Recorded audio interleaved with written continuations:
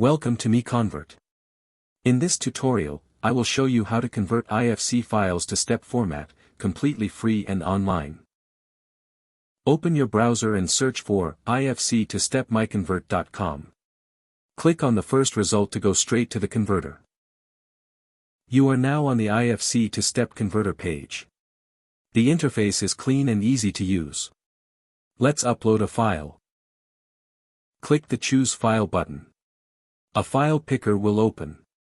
Select the IFC file you want to convert, then click Open. Your file is loaded and ready. You can see the file name, size, and destination format. Click Convert now to start the conversion.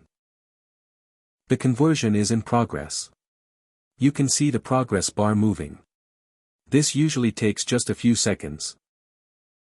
Done. Your file has been successfully converted. Click Download to save the step file to your computer. That's it. Visit MiConvert.com for more free conversion tools.